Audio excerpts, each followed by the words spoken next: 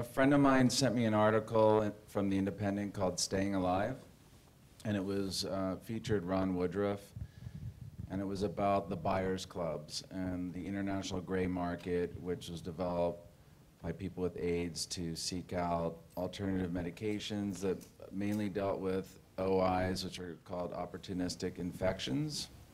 And it talked about Ron Woodruff and how he was smuggling these drugs from around the world and setting up this underground guerrilla clinic called the Dallas Buyers Club. And it was just a fascinating article. I just thought he was a great character and I wanted to meet him. One night he picked up the phone and he just said, I said, I'm a writer and I'd like to interview you and write a film about your life. And he said, be here tomorrow, you can interview me. So the article was fascinating because I didn't know this world existed. I only knew what I was reading in the news. I didn't know about this underground movement to push access to different medications and fast-tracking drugs and seeking them out around the world. I'd heard about it through my own personal experiences with other illnesses, but that's what fascinated me. But when I went and met him, he was just a character like no one I had ever met. And it was just a really inspiring 3 days. It was just somebody who would not die, in a sense, you know, had just this spirit for life. I was surprised to learn that this was a screenplay that was written over a decade ago. He pitched me the idea, and then I said that I would write it, basically. And that was more than 10 years ago. How did you not give up hope, faith, that this would eventually make it to the screen? Robbie Brenner. Melissa called me, it was in 2009, because we set up the screenplay originally at Universal in 2001. And she said, you know, the script came back to Craig and I, and we're gifting it to you, you know, go with God and go get the movie made. And so at that point, the first person that really came to my mind was Matthew. I felt like Matthew had read it really quickly, and he got back to me and said he loves it, he thinks it's fantastic, he wants to do it. So then we needed to find a director. And I had developed another movie with Jean-Marc Vallée that never got off the ground. I just thought he was so fantastic with having seen Crazy and then something so different as young Victoria that I thought he'd be the perfect kind of person for the movie. Did you think part of a lifetime, Matthew, when you read it? Did I think part of a lifetime? Well, I'm not there yet. I mean, as far as lifetime. Let me keep working a little while longer.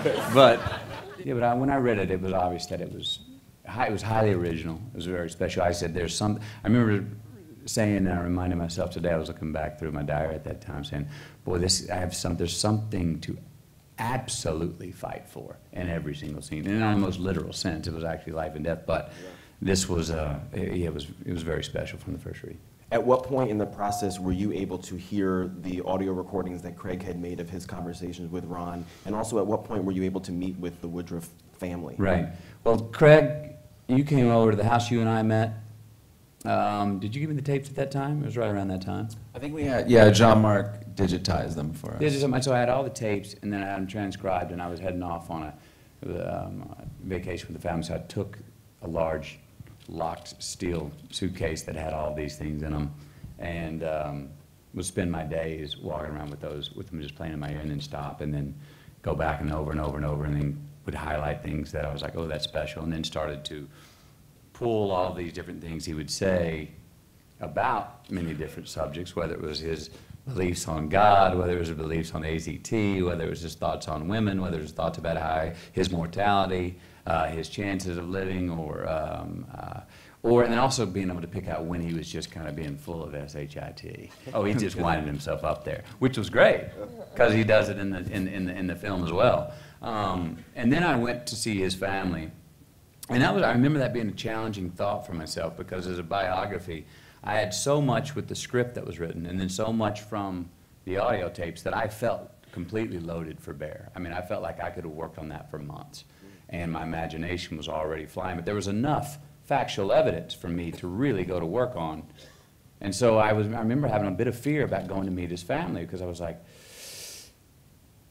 what if it underwhelms where I am now? And that's happened to me before, and that can happen when you go meet somebody in real life. But I did, and his family opened up their house to me. They had for every scrapbook out. They had old VHS documentaries, some that nobody knew he had that they showed me, and then they gave me his diary, which was that was definitely my secret weapon.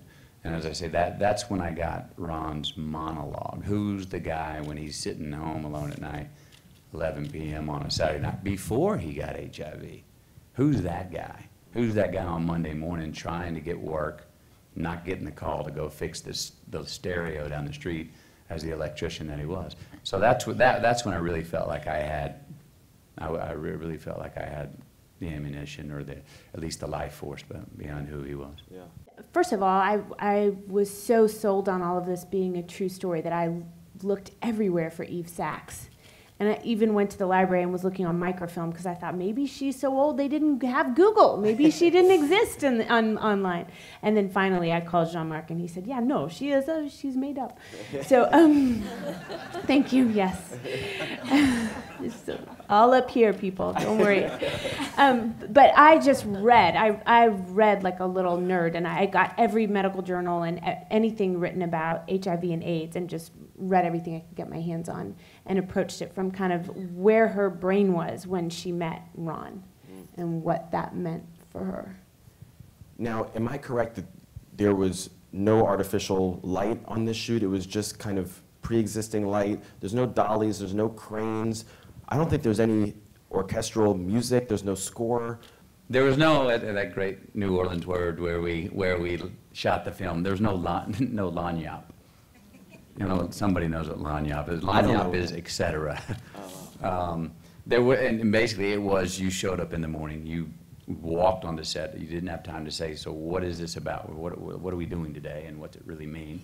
You know, the time was so precious, you couldn't be so considerate about anything besides what was happening in the scene. There was the one night I remember is John Chaney, the friend of mine who was driving me, dropped me off one night at the trailer, and where we were shooting a scene, and we started to shoot just as we walked in, and he started to back away, and Eve started going, no, this is perfect, and he stopped the car, because there was a car light shining through the window, and he loved it. That was the one night I remember.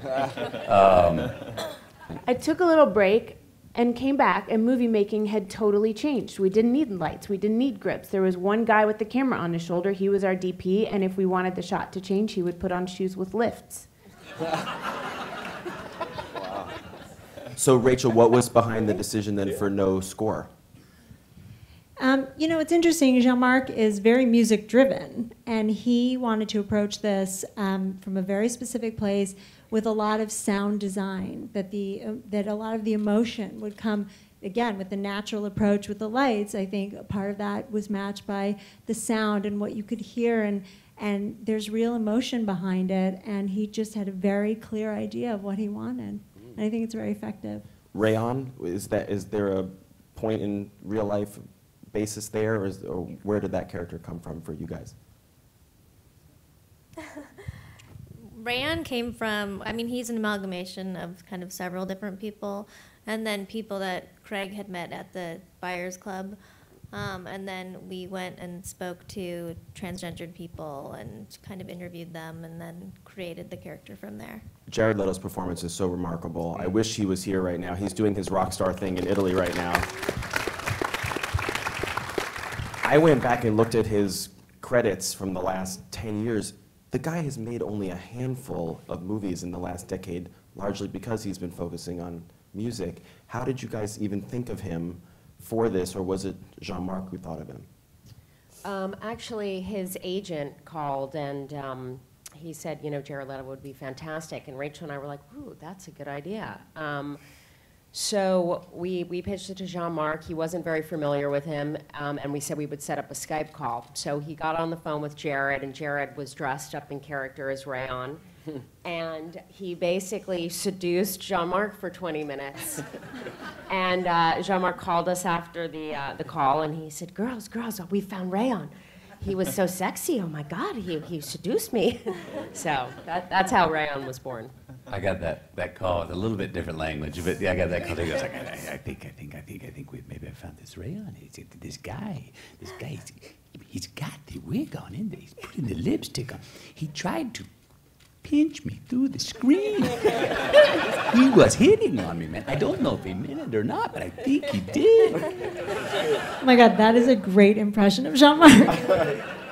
In Toronto, we met Jared for the first time, but because he stayed in character as Rayon. But as much as that sounds like an ooga booga actory thing, it was the most natural thing in the world in this case. It was, of course, he came to work with his, you know, he was Rayon. He kept his accent throughout. He kept that voice.